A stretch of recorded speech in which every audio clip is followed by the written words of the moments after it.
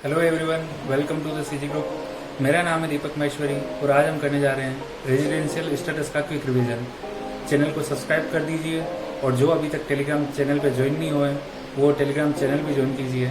Daily 5 से 7 free MCQ मिलता है। अभी करीब 50 एमसीक्यू वहाँ पे अवेलेबल है। आप जाके ज्वाइन करके उन पर टिक कर सकते हैं, उनको अटेंड कर सकते हैं।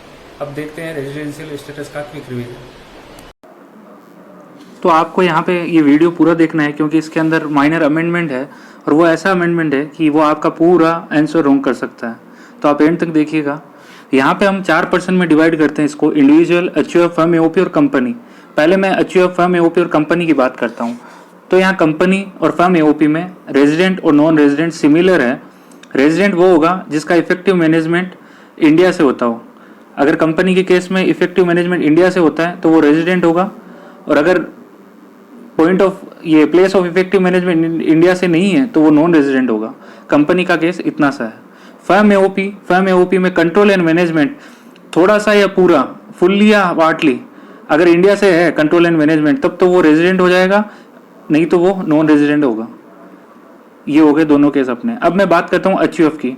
एचयूएफ सिमिलर है फर्म एओपी से, लेकिन यहाँ पे हमको आरएनओआरबी, रेजिडेंट नॉट ऑर्डिनरी रेजिडेंट भी देखना होता है। तो एचयूएफ के केस में रेजिडेंट और नॉन रेजिडेंट फर्म एओपी की जैसे ही है। अगर वहाँ पे पार्टली होता है इंडिया में, अगर उसका control and effective management India से है तो वो रेजिडेंट, और नहीं तो नॉन रेजिडेंट। लेकिन अगर उसका इंडिया से पार्टली और फुल्ली कंट्रोल एंड मैनेजमेंट है तो हम देखेंगे कि करता है वो बहुत एडिशनल कंडीशन सेटिस्फाई कर रहा है क्या। अगर वो एडिशनल कंडीशन सेटिस्फाई करता है तो वो रेजिडेंट होगा, अगर वो नहीं करता है तो वो resident but not ordinary resident होगा। अब आप पूछेंगे ये एडिशनल कंडीशन क्या है, तो मैं ये एडिशनल कंडीशन आपको अभी इंडिविजुअल के केस में बताऊंगा, उसी केस में आपको मालूम चल जाएगा। अब मैं बात करता हूं इंडिविजुअल की। पहले हम बेसिक कंडीशन देख लेते हैं। बेसिक कंडीशन क्या रहेगी इसकी? बेसिक कंडीशन है वह 182 दिन भारत में रहो, 182 डेज। 182 डेज अगर वो भारत में रहता है प्रीवियस ईयर में, और 60 days or more during previous year, plus 365 दिन पिछले 4 इमीडिएट प्रीसीडिंग प्रीवियस ईयर में। मैं फिर बता देता हूं। पहली कंडीशन है 182 days or more during previous year. Second condition है 60 days or more during previous year, और उसके साथ में 365 दिन, 365 days or more during 4 immediate preceding previous year, IPPY, मतलब इमीडिएट प्रीसीडिंग प्रीवियस ईयर। अगर आप 2019-20 का कैलकुलेशन कर रहे हैं तो आपको 19-20 को छोड़ के उसके पहले के 4 सालों में देखना है कि वो 365 दिन रहा है या नहीं रहा है। ये होती है बेसिक कंडीशन। एडिशनल कंडीशन है 10 साल में 2 साल वो रहा हो इंडिया में, और 730 दिन वो 7 सालों में रहा हो। यहाँ भी इमीडिएट प्रीसीडिंग प्रीवियस ईयर है, ध्यान रखना है। तो यहाँ पे बेसिक कंडीशन होगी 182 days or more during previous year. और सेकंड कंडीशन में 2 कंडीशन, फर्स्ट है 60 days or more during previous year, और 365 days or more during immediate preceding previous year. अब मैं एडिशनल कंडीशन की बात करूं तो 2 साल में 10 साल और 730 दिन पिछले 7 सालों में, पिछले साल को छोड़ के उससे पिछले 7 सालों में। अब हमको ध्यान रखना है कि ये सेकंड कंडीशन है वो 2 जगह अप्लाई नहीं होती है। अगर कोई मेंबर एम्प्लॉयमेंट के पर्पज से, अगर कोई पर्सन एम्प्लॉयमेंट के पर्पज से बाहर जा रहा हो तो उसको, इस केस को हम सेकंड कंडीशन नहीं करेंगे, वहां पे हम 182 डेज और मोर का ही वहां पे एप्लीकेशन, ये बेसिक कंडीशन देखेंगे। और सेकंड, अगर वो क्रू का मेंबर है, इंडियन शिप मेंबर है, कोई क्रू मेंबर है और शिप बाहर जा रहा है, तो उसके केस में भी हम सेकंड कंडीशन नहीं देखेंगे, सिर्फ बेसिक कंडीशन फर्स्ट होगी। और एक है कि इंडियन सिटीजन है, वो इंडियन ओरिजिन का बंदा है और वो आउटसाइड इंडिया रहता है, लेकिन वो एक बार ऐसे ही विजिट करने आया है, तो उसके कंडीशन में भी हम सेकंड बेसिक कंडीशन को अप्लाई नहीं करेंगे। तो टोटली बात ये है, basic condition 182 days or more during previous year, 60 days or more during previous year, और 365 days or more during 4 immediate preceding previous year. Additional condition की बात करूं तो एडिशनल कंडीशन 10 साल, पिछले 2 साल रहना होगा 10 सालों में से, और 730 दिन 7 सालों में से।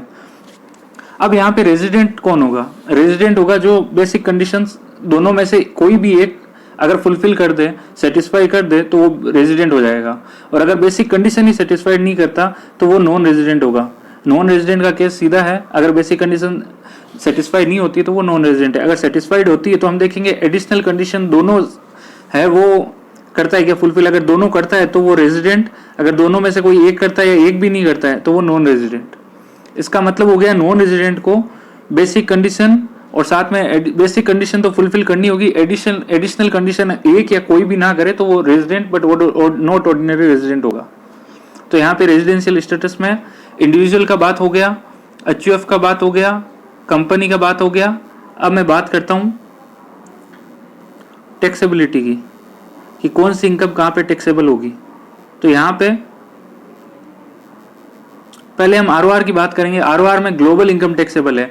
अगर आरओआर है रेजिडेंट बट ऑर्डिनरी रेजिडेंट है और वो पूरे विश्व में पूरे वर्ल्ड में कहीं भी उसने इनकम की हो वो यहाँ इंडिया में टैक्सेबल होगी। अगर वो एनओआर है तो income accrued or arise in India plus income accrue or arise outside India but business control from India. अगर कोई कंपनी है बाहर है लेकिन उसका इफेक्टिव मैनेजमेंट इंडिया से हो रहा है तो उस केस में resident but not ordinary resident को टैक्सेबल इनकम माना जाएगा उसकी। नॉन रेजिडेंट सिर्फ अगर इंडिया से इनकम होती है तो माना जाता है। तो यहाँ पे वापस देख लेंगे, आरओआर होगा ग्लोबल इनकम टैक्सेबल। आरएनओआर में income accrue or arise in India plus income accrue arise outside India but business control from India. और एनआर के केस में सिर्फ अगर इंडिया को ही मानेंगे। अब जो मैं सबसे इंपॉर्टेंट बात कर रहा था वो ये है कि इस साल 366 दिन हमको लेना है, 366 डेज ईयर में लेना है, क्योंकि फरवरी का मंथ है और फरवरी के मंथ में 29 डेज होगा इस साल। फिर से देख लेंगे आप, फरवरी के महीने में 29 दिन है और इस वजह से वो 366 दिन होगा। आप जहां पे 365 दिन जोड़ रहे थे वहां पे आपको 366 दिन जोड़ना होगा। मैं फिर से एक बार क्विक रिवीजन वापस करवा देता हूं। सबसे पहले हमने बात की थी रेजिडेंशियल स्टेटस की। बेसिक कंडीशन वहां पे थी हमारी कि he must be India for a period of 182 days or more during the previous year. He must be in India for a period 60 days or more during previous year plus 365 days or more during for immediate preceding previous year. Additional condition होगी 10 सालों में से 2 साल रहा हो, 7 सालों में 730 दिन रहा हो। इसके बाद एक्सेप्शन है सेकंड कंडीशन का कि अगर वो केबिन क्रू का मेंबर है या एम्प्लॉयमेंट के पर्पज से बाहर जाता है या इंडियन सिटीजन है लेकिन वो विजिट करता है इंडिया में तो हम सेकंड कंडीशन अप्लाई नहीं करेंगे। अगर दोनों ही केस में वो कर देता है फुलफिल कंडीशन को तो आरओआर, अगर वो एडिशनल कंडीशन को फुलफिल नहीं कर पाता है लेकिन बेसिक कंडीशन पूरी की तो आरएनओआर और नहीं तो NR, none is satisfy any basic condition एक भी वो नहीं कर रहा है। आपको ये नोट्स में पीडीएफ में अवेलेबल करवा दूंगा, ये शॉर्ट के अंदर बनाया हुआ है तो आप इसको यूज कर सकते हैं। आपका सारा इसके अंदर इंक्लूड हो चुका है, कुछ भी इससे पीछे नहीं रहा। अगर आपको क्वेश्चन आता है एग्जाम में 8 मार्क्स का तो 8 मार्क्स का ये क्वेश्चन आएगा, आपसे वो ये सारी चीज पूछेगा। इसके साथ में पूछ लेगा कि दीपक है वो वहां गया, इतना साल रहा, इतना टाइम रहा, तो ये क्या रेजिडेंट ऑर्डिनरी रेजिडेंट है या नहीं। तो आपको बस इतना सा ही ध्यान में रखना है। और आपको ये टेलीग्राम चैनल CGR 21 पर मिल जाएगा, आप CGR 21 ज्वाइन कर सकते हैं।